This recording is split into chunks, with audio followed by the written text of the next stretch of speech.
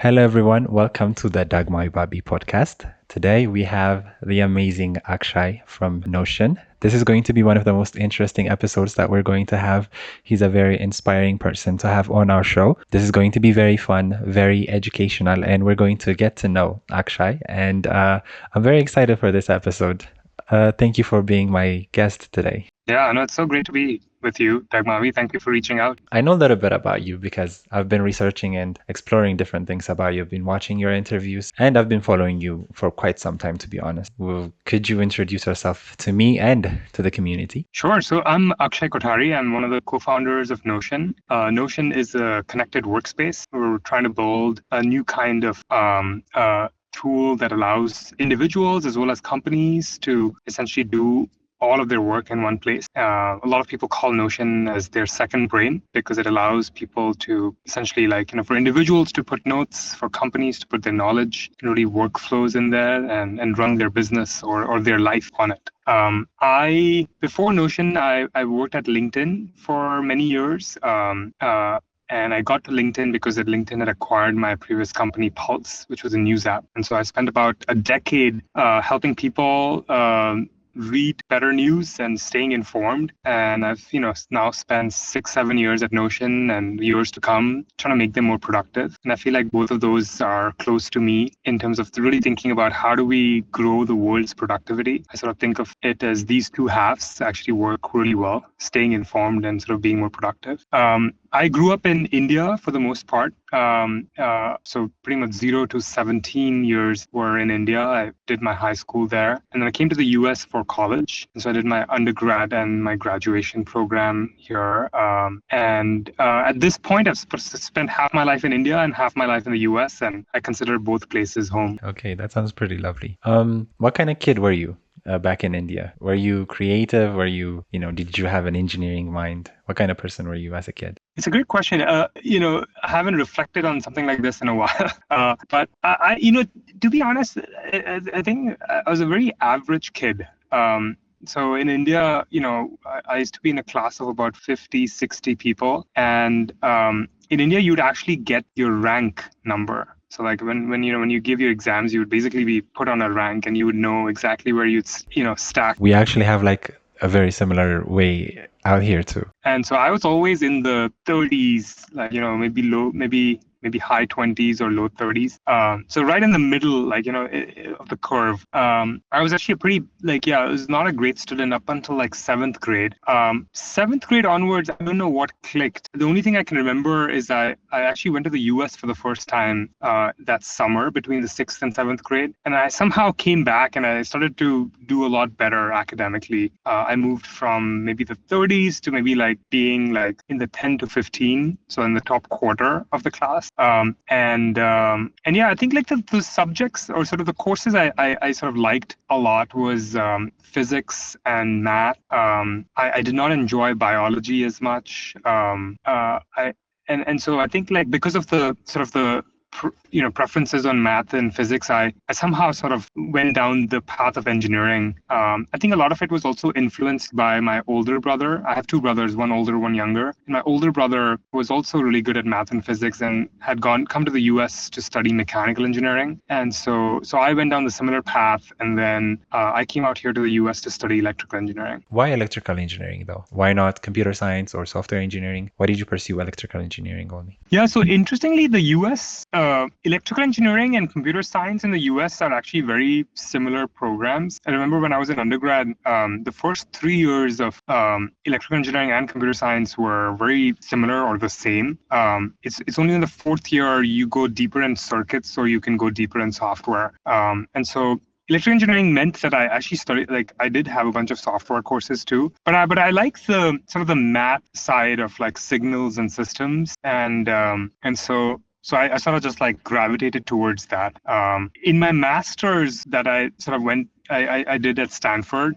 Again, I studied electrical engineering as a major, but a lot of my coursework was actually computer science. A lot of it was around AI and machine learning and human computer interface. And so I think EE and CS are pretty intertwined in the US, at least. Was there anyone in your family that's, tech oriented? Was there any computer science person or a programmer? No, so like my parents and my grandparents, I mean, they had a textile business, so pretty far removed from engineering or tech. But I think in many ways we got lucky. I think when I was pretty young, maybe I was 10 years old or 10 or 12. I think my dad bought our like first computer at home. So this was in the mid 90s. He got one of the compact Presario computer at home with we had like a dial-up internet, and so I think some of the interest in computers or software was very much started with that. And then actually seeing my brother go and learn it, sort of study engineering was also another another thing that influenced my decision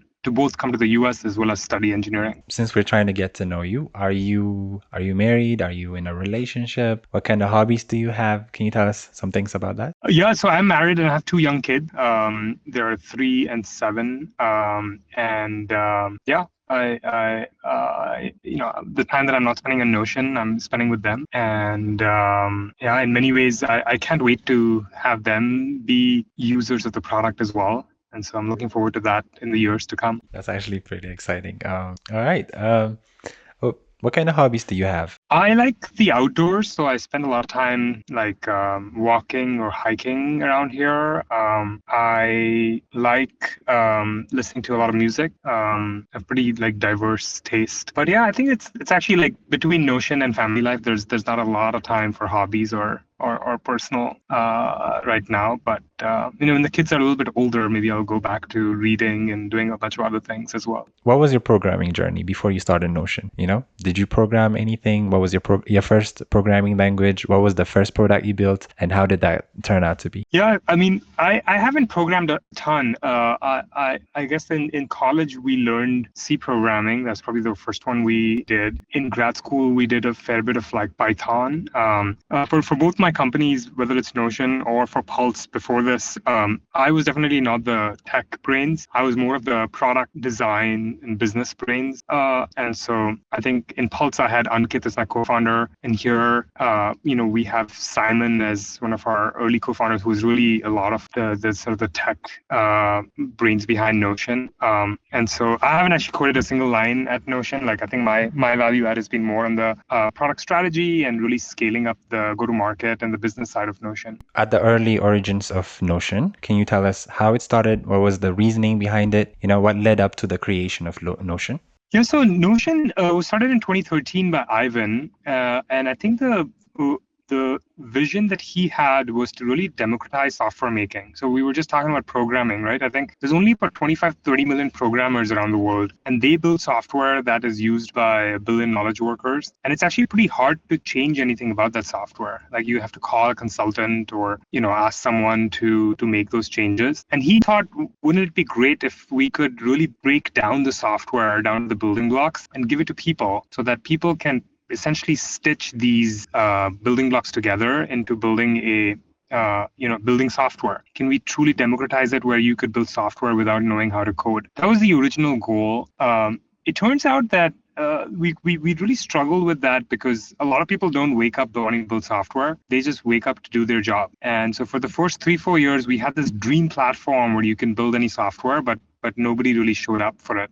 So then I think in 2017, we pivoted to building essentially like into a simple notes and wiki product, which is a use case a lot of people had. And so that really got us on a path of people at least coming to Notion for their use cases, people looking for a modern editor or a sort of a modern knowledge hub. That's how we got started. And once we had that going, I think then we started to sort of see a lot more people using it. And we eventually launched databases and a bunch of other things on top of that. But the original idea was very much trying to sort of, create something where people can build software. It's funny, like, I think today, almost 10 years later, now that a lot of people use Notion, I think people are starting to build software with it. So it's actually like in a roundabout way, it's gotten there. But But the early 4 or 5 years were tough because people didn't come in the original product. So that's actually one of the questions I had, and something I would like to know, like because the first few years of starting a company or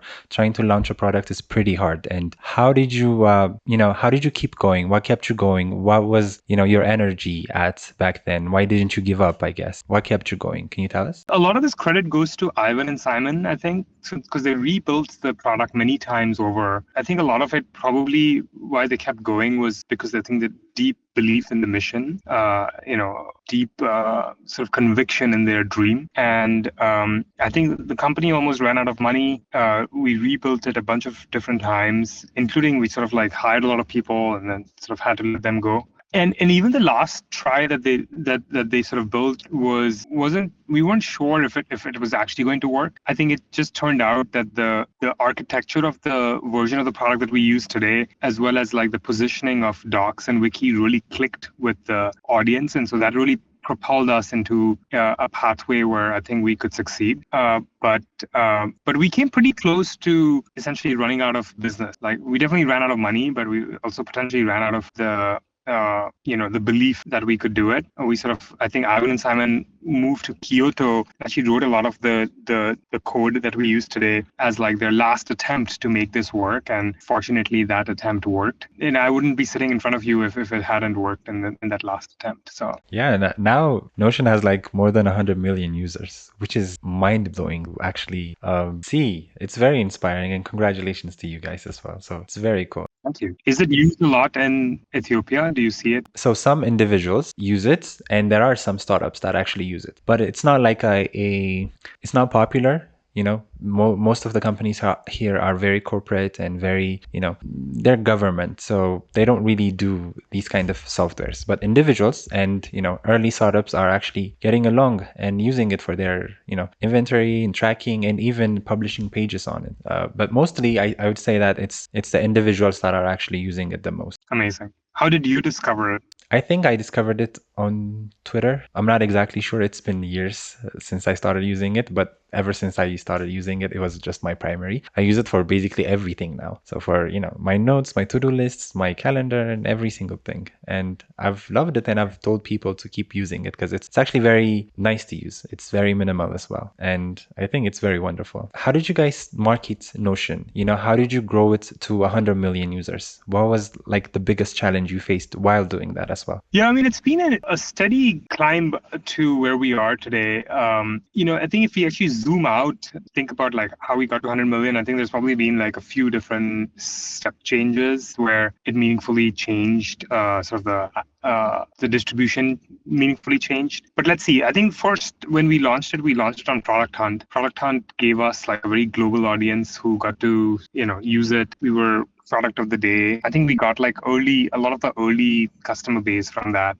These people we stayed very close to. I think in the early days, a lot of the growth came from people just sharing the product word of mouth to others. We had a pretty small team. Essentially, there was like half the team working on the product, the other half was working on support. And so it was essentially good product and good service. And I think that combination actually lasted us pretty long. I think we got a big bump when we made it free for students. I think a lot of students found it a bit restrictive initially, but when we made it free for students and then eventually we made it free for all single player personal users, I think that was a meaningful jump in distribution. And then of course, over the course of many years, a lot of the product has become a lot more multiplayer friendly, and I think people share it within their teams, within their companies, and now we even have some pretty large enterprises using us, and so that's actually contributed a lot to our growth. But it's been steady. Like I think we definitely saw a bit more boost in COVID when everybody was working from home.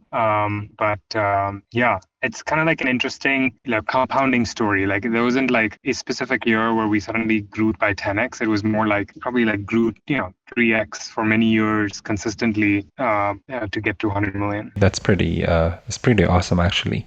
Right now you're about to launch Notion Mail. You've recently launched Notion Calendar, and a bunch of other things are also coming up. So we were actually, one of the questions from the community was, why is Notion being, these different components of software? Why is it not just packed into one big software? Why do you have to, separate the calendar and the mail and everything else? Why is it just not one big software? I think eventually we would like to get there too. I think one thing that we've seen is that these are definitely like distinct use cases, like seeing your email, seeing your calendar, or writing docs. And so having them be separate surfaces helps in your sort of mental model. So when you're thinking of email, I think like you essentially open an email app versus opening like let's say a super app.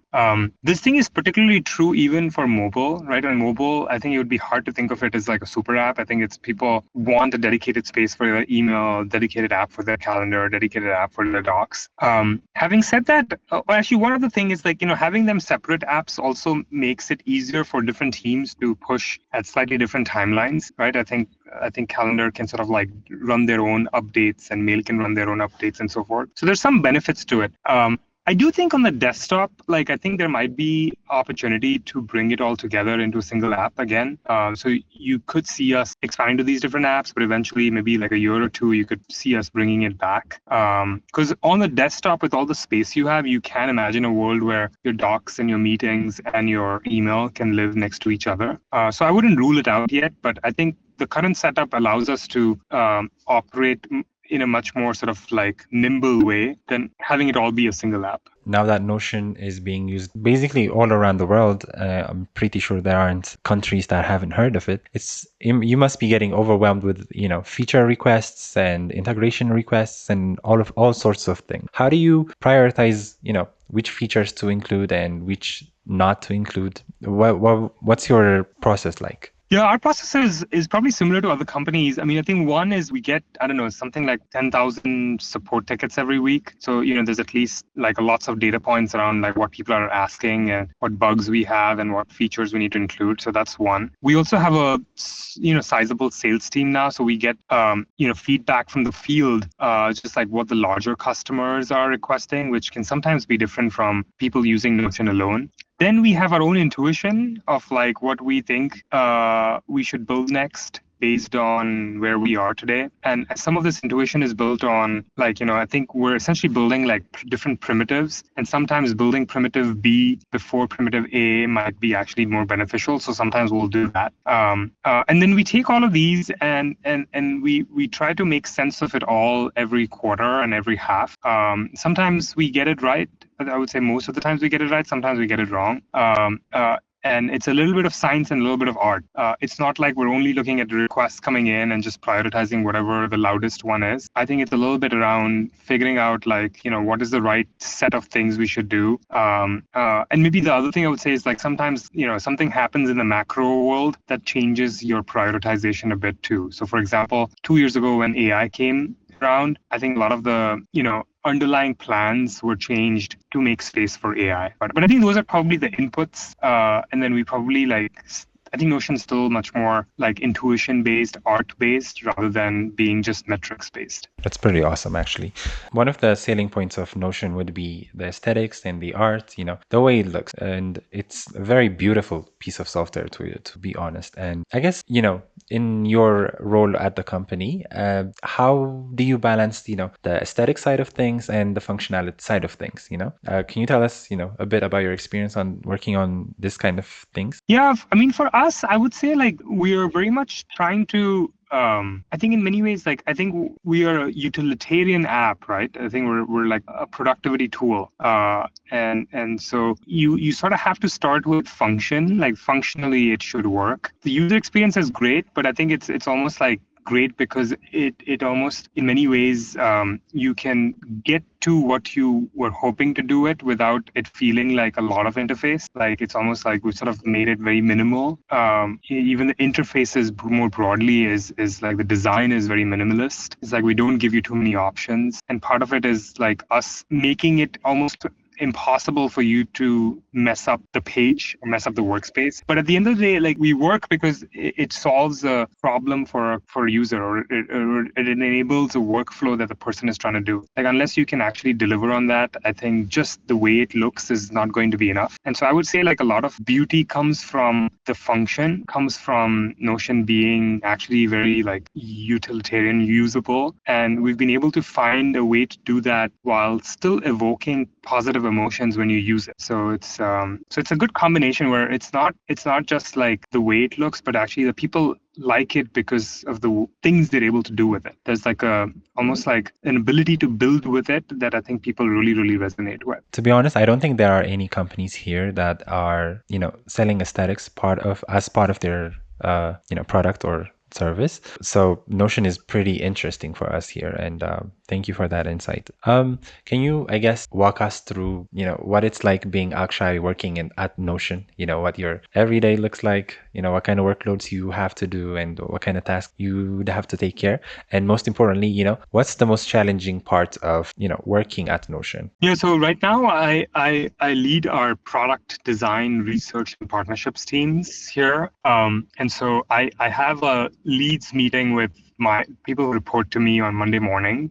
We also have what we call staff meetings on Mondays and Thursdays. Staff is basically our executive team meetings. So we spend about an hour on Monday just listening to what each of us is working on. And then on Thursday, we actually have like a decision-making meeting where people come in to talk about anything that they need decisions from us. So those are that. On Tuesdays, I spend most of my day reading updates, like weekly updates of product from different product teams. Everybody writes a weekly update. So roughly 25, 30 teams write this update. I read through the updates. I put in my comments. All of this can happen async on Notion, which is super fun. We also have group meetings on Tuesdays. We meet with a few different groups just to discuss how certain projects are going.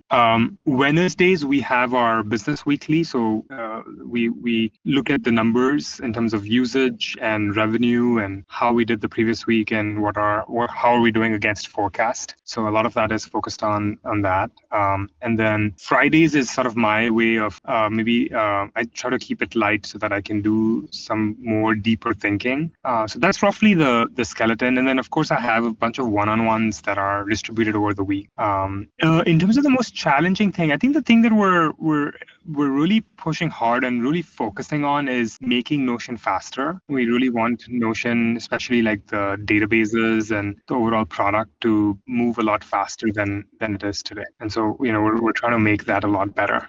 Okay. That's very awesome. I guess how big is the company and, the teams you have right now? Like in terms of numbers, you can give me a range of people, I guess. Overall company is about 800 people, and my product design research team is roughly about 50 people. Wow, okay. I feel like, product research is pretty difficult because you guys are probably tasked with, discovering new tools and integrations and, experimenting with different things. How do you go about, with this, deciding which experiment to go forward with, which experiments to abandon and all of that? Well, I think these days you have pretty good tools that you can use to try, experiment on different things, and very quickly it'll actually tell you whether it's statistically significant.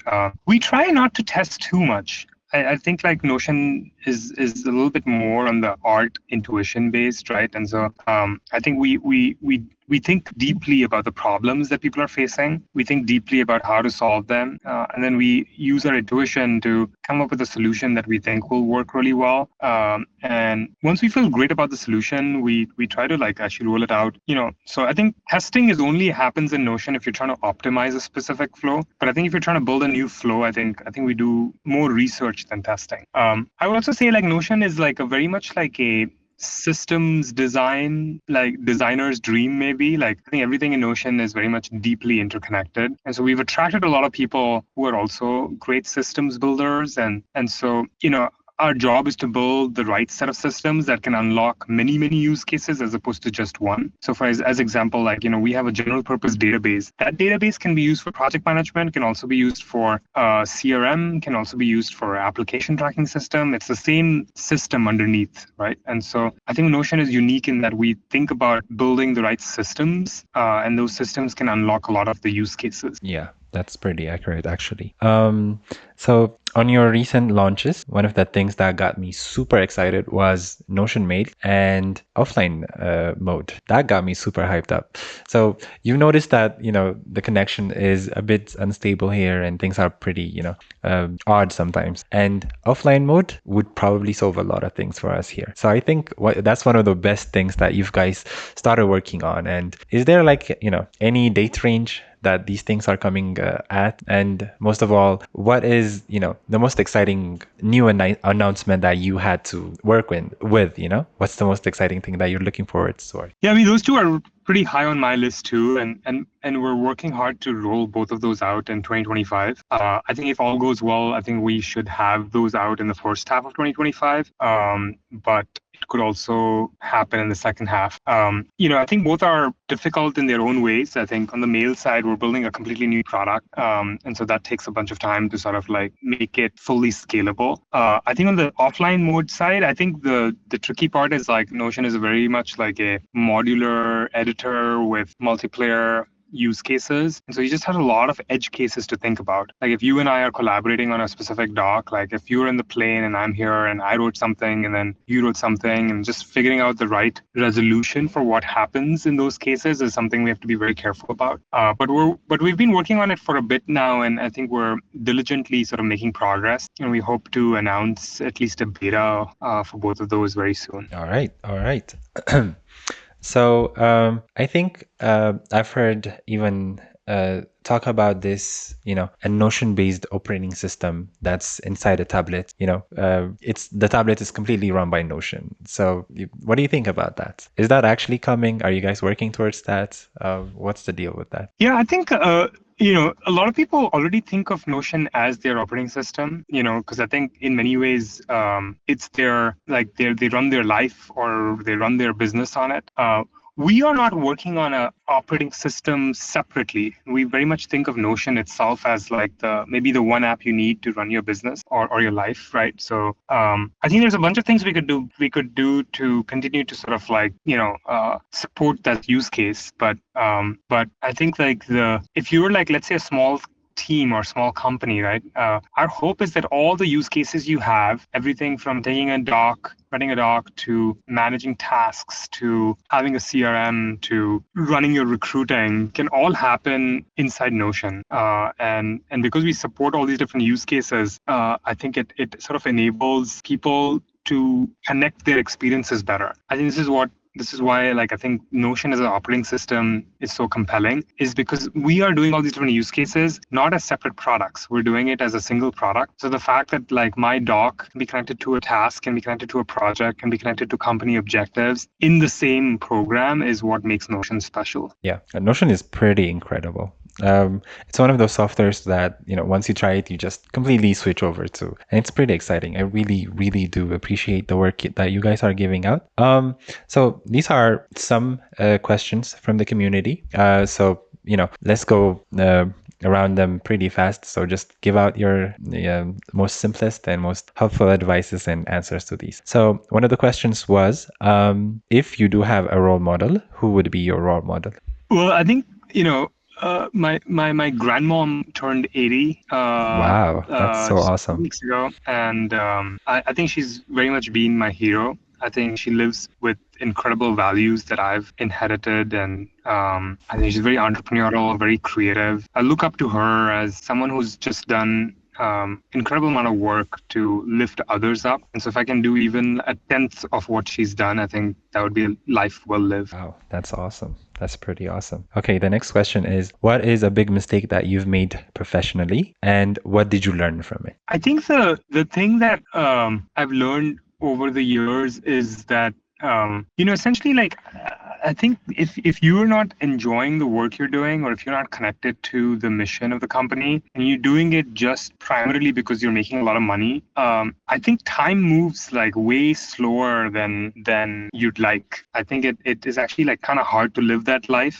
You can do it for like a couple of weeks, couple of months, but then like in the long range, I think it's actually kind of hard to live a life where you are just a mercenary, at least for me, trying to make money. And there's definitely been a couple of situations in my life life where I was not enjoying the work I was doing, but I was just continuing to do it because I feel like I was getting paid well. In a lot of these scenarios, I sort of like, once I shared this feedback with my manager, I think I could find a spot where my interest and my passion were more aligned with the work I was doing. And so I don't know. I think maybe another way to say the same thing could be like, I think optimize for learning and optimize for experiences, as opposed to optimizing for money, at least when you're young, because I think those things really compound, right? Like if you can really optimize your lot of learnings and like really maximize that in the first decade of your work, those things become so handy in sort of how you live the rest of your life and the type of work you do. Yes, that is very awesome. That's a pretty awesome advice that you just gave. All right. So the other question is, how do you go about building a good team and leading that team? Well, in terms of building the team, I think you just have to be ruthless to find the best people you can find. I think a lot of that comes down to meeting a lot of people. Like unless you meet enough people, you're probably not calibrated. You don't know what really good looks like. And I think it needs to be a balance of like this person having the skills that are needed for the job, but also has the right set of values that are aligned with yours or the company's values. Once you get them to the company, then I think in terms of leading them, I think different people have different ways of doing it. My way is to be very close to them as it relates to the strategy and the goals and the metrics we will track. I spent a lot of time really sort of getting that clear. And once I've gotten that clear, then I sort of step away and I delegate it, and I sort of make sure that they have the autonomy and the independence to do great work. And then the weekly check-ins, I sort of look at like, how things are moving and ways I can provide value. But I'm not a super sort of like, hands-on micromanager. Like I like to hire people who can be true lieutenants in what they work on. I think that gives me leverage. If I can have more of those people, I can do more things. And then I give them autonomy and independence and accountability to do their job. Okay. The other thing that I would like to talk about is AI and open source software. So there's this huge debate that's going on here in Ethiopia. It's where, AI is going to take the developers' jobs and all sorts of things. So, even though the tech community is just starting out, people are like hesitant, to learn computer science or software engineering or any programming related thing. Is there any advice that you'd give? What would be your insights on AI taking people's jobs and all sorts of things? And while you're at it, you can also talk about, the integration of AI within Notion, if you'd like. So yeah, we're pretty excited about it. I think AI is like new electricity, especially inside a productivity tool. It feels like you can do all these different things that you couldn't do before. And we very much think of AI as like something that augments human intelligence as opposed to replacing them. It's almost like human plus AI will be able to do so much more things than just a human can. So we really are excited about that. I think there's like an interesting, especially like a developing country like Ethiopia, and I grew up in India, and I was actually there last week. The question that these countries have to ask is like, clearly AI is going to be so impactful and so beneficial to solve the country's problems, like everything from healthcare to agriculture to finance. Everything is going to benefit so much from AI, and so clearly AI is going to be a huge enabler. So that's the positive side. The slightly more worrying side is that AI, in many ways, for the repetitive, monotonous work, could also could also kill a lot of jobs. And so if the country and the economy is really dependent on a lot of these monotonous jobs, some or all of them might go away quickly. And so the country just has to think about, how do you replace these jobs fast enough so that the employment in the country remains high? That's probably like the higher order bit. So for example, India has a large IT outsourcing industry. I think 30% or 25-30% of that industry, I heard recently, is doing software testing. And so if software testing or customer service or some of these areas AI is able to solve really, really well, then you have to wonder how you're going to replace those jobs. So net, I think, I don't know, it could be, many ways it could be truly revolutionary how, it can help help solve, let's say, for example, healthcare problems at scale. But you also have to sort of balance it out with how AI will disrupt certain jobs. So it's going to be really exciting, next 5-10 years. I think we're going to see it. And by the way, like, this is actually not just an India, Ethiopia problem. I think even in the US, a lot of jobs are monotonous and will go away. And so we'll have to figure out like how we're going to balance that. All right. All right. That's a very interesting take. Well, I guess in terms of open source software, is there any plans, to open source any parts of Notion or, fund other open source softwares or anything like that? I should know more about this, but I think we do use a lot of open source software, and we hope to contribute back to these libraries as well. We're obviously big believers in what that has done to. I would say like Notion wouldn't exist if open source software didn't exist, and everything from sort of like the core building blocks that we already have, but also if you think about open source and what it's going to do in the world of AI, I think it's pretty amazing that like you can actually now get some of these incredible models available on open source, and so very bullish on how we leverage them as well as contribute back to them. All right. All right. I guess one of the last questions I have is, so on Notion's template store, I saw that Ethiopia was listed, and that got me super excited. So the reason that got me super happy and super excited was that not a lot of foreign softwares or companies support Ethiopian and the currency related things and all sorts of things. So that got me super excited. It's in fact one of the reasons that I reached out to have you on this show. Are there any plans or initiatives to market onto Ethiopia or any African country? What's your take on that? Yeah, we really want to do more. I think in general, some of the markets we launched recently were sort of like connected to like markets that Stripe enables us to do it from day one. So that definitely plays a role. I think there's trying to be like more and more community events happening in Africa, which I think is pretty exciting. Just like, and I recommend more people to take part. And I think we offer like simple grants that you can use to run events in your city. We have everything from ambassadors inside cities to campus leaders inside colleges to champions inside companies. So we have lots of interesting programs there. I've been to Africa twice, like long time ago, 15 years ago. I visited Kenya and then I visited Rwanda, and actually in both of those countries, I saw like a sort of deep entrepreneurial spirit, and I bet that is very true for Ethiopia and Nigeria and Ghana, and so it's actually kind of fun to see it developing. And I think if Notion can play a very small role in enabling these entrepreneurs or sort of like being helpful in their journey as they build businesses, I think that'd be fantastic, right? And I think this is why we also have a free plan where, if you're using it alone, we never ask you to pay, because we do want to enable the students and the startups of tomorrow to sort of build with Notion. So I don't know. I think I hope to make it back or sort of make it out to Africa again, and sort of connect with people live. But it's fun to be able to do something like this over a video call, and at least like hopefully even if it touches 50, 100 people and introduces them to Notion, I think it will be time worth spent. Yes, that's awesome. That's very exciting. So pretty much done with my questions. The last thing I would be asking you would be, are there any advices that you'd give to younger people like me and the whole tech and design community out here? So any life lesson or any advice, it could be career wise or personal, or whatever you would like, we would love to have your advice on that.